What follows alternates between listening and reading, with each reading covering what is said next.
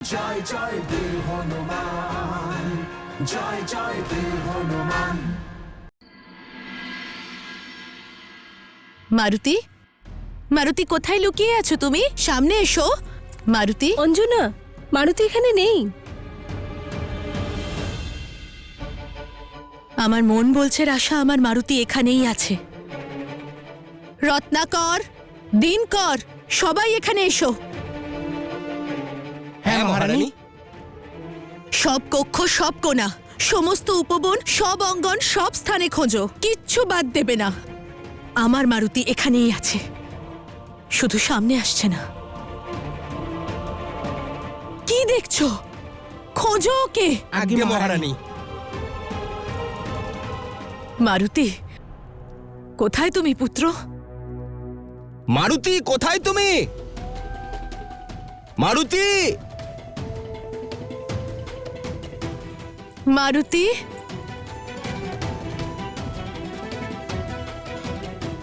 মারুতি। মাতা, কখন থেকে তোমাকে ডাকছি। মারুতি, আমি এখানে মাতা। একবার এদিকে দেখো, নিচে। মাতা,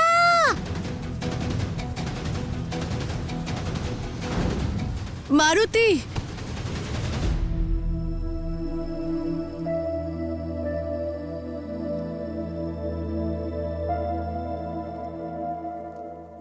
বলে ফেলা শব্দকে কেবল শোনা যায় দেবী, কিন্তু অভ্যাসের থেকে প্রেরণা নিয়ে নিজের চেষ্টায় করা কার্য শরীর, মন, মস্তিষ্কে একেবারে গেঁথে যায়। যে জ্ঞান নিজের চেষ্টার দ্বারা প্রাপ্ত হয় তা কখনো লুপ্ত হয় না। মারুতি থেকে বীর হনুমান হওয়ার যাত্রায় তা অত্যন্ত গুরুত্বপূর্ণ দেবী।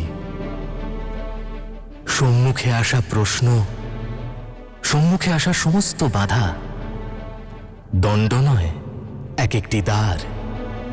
এবার এটাই দেখার যে কিভাবে সব বাধা কাটিয়ে মারুতি প্রতিটা দ্বার পার করে।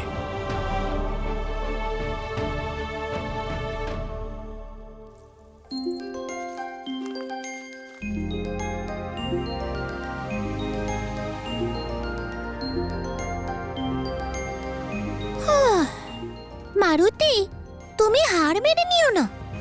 তুমি ছোট্ট, তাই তোমার স্বর আর নাদ দুটোই কম। সেই জন্যই তোমার কথা মাতা শুনতে পাচ্ছে না।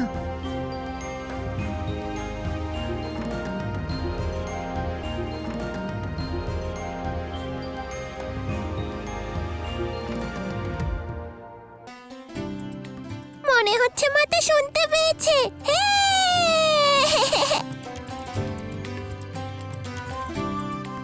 দিনকর, দিনকর, আজ্ঞে মহারানী। এই মুহূর্তে রন্ধন কক্ষে যাও আর লাড্ডু নিয়ে এসো, অনেক। লাড্ডু? লাড্ডুর সুগন্ধ ওর নাক পর্যন্ত পৌঁছলেই লাড্ডু খাওয়ার জন্য দৌড়ে আসবে। আমি আমার পুত্রকে চিনি। হ্যাঁ, এক্ষুনি আনছি। মিষ্টি মিষ্টি, সুস্বাদু লাড্ডু।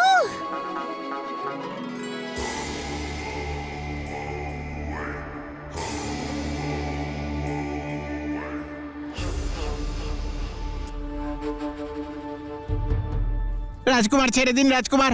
আমরা অনেক প্রয়াস করেছি রাজকুমার, তাও ও পালিয়ে গেছে রাজকুমার। আমাদের ছেড়ে দিন, ক্ষমা করে দিন। যে প্রয়াস শুধুমাত্র কিছু পোকামাকড়দের দমনে ব্যর্থ, তা প্রয়াস নয়, তা ভ্রম। একটি ছোট্ট বানর বালক তোমাদের মতো বীরদের ধরাশায়ী করল। ধিক্কার! কণার মতো সূক্ষ্ম হয়ে গেছে এখন হনুমান। দেখা যায় না এমন সূক্ষ্ম। কি করে খুঁজবো, কিভাবে বন্দি বানাবো? ও তো এখন সিদ্ধিপ্রাপ্ত হয়েছে। অনিমা লাভ করেছে ওই হনুমান। সম্পূর্ণ নয়, অর্ধেক সিদ্ধি বলো মিত্র, অর্ধেক সিদ্ধি। ও এখনো সূক্ষ্ম রয়েছে, বড় হতে পারছে না। তাছাড়া তোমার কিছু করার প্রয়োজনটাই বা কি? মনে করো যে সেনাপতি কেশরী কি বলেছিলেন। কালদন্তের মৃত্যু তো শুভ, প্রসন্ন হওয়ার পরিবর্তে আপনারা স্তব্ধ কেন? ও আমাদের শত্রু। না কুমার, কালদন্তের মৃত্যু কোনো বরদান নয়, বরং এক অভিশাপ। যেই ওই কালদন্তকে হত্যা করেছে সে পাতালকালীর মণিকে খণ্ডিত করেছে। তাকে পাতালকালীর প্রকোপের সম্মুখীন অবশ্যই হতে হবে। আর যেহেতু এই অপরাধ কিষ্কিন্ধার ভূমিতে হয়েছে, সেই জন্য পাতালকালীর প্রকোপ কিষ্কিন্ধাকেও সহ্য করতে হবে। অর্থাৎ পাতালকালী তোমার শত্রুর শত্রু হয়ে গেছে। দেবতাদের থেকে বল লাভ করেছিল না ওই বালক, এখন একজন দেবী ওর শত্রু হয়ে গেছে। আর সেই দেবী বা কে? চণ্ডীর মতো উগ্র, কালীর মতো রৌদ্র, পাতাল লোকের মায়াবী শক্তির অধিকারিণী। তুমি বিশ্বাস করো বা না করো মিত্র, এটা ওনারই অভিশাপ, যেটা মারুতির সিদ্ধিকে অসম্পূর্ণ করে তুলছে। ও সূক্ষ্ম তো হয়ে গেছে, কিন্তু বড় হতে পারছে না। অর্থাৎ হনুমান এখনো ওর আগের অবস্থায় ফিরতে পারেনি। সময় এখনো আছে মিত্র, ওকে আমরা এখনো খুঁজে পেতে পারি আর বন্দিও বানাতে পারি।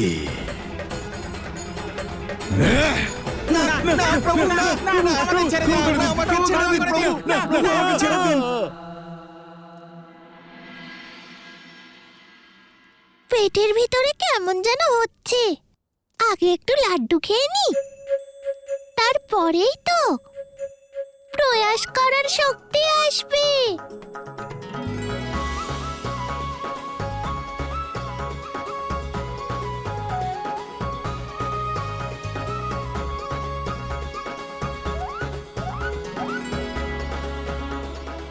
আরও এক থালা নিয়ে এসো।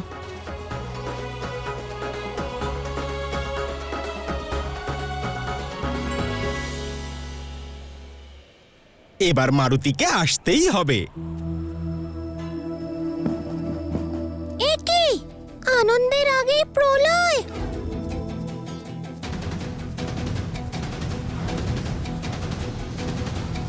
আহ!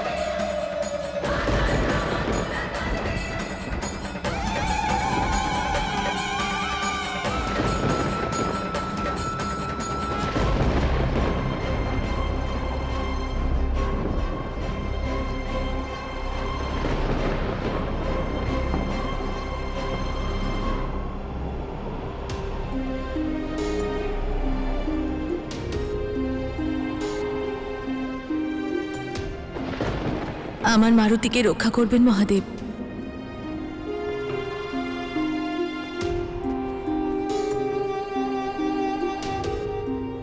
এত তীব্র বাতাস, আবহাওয়া সংকটজনক হচ্ছে অঞ্জনা।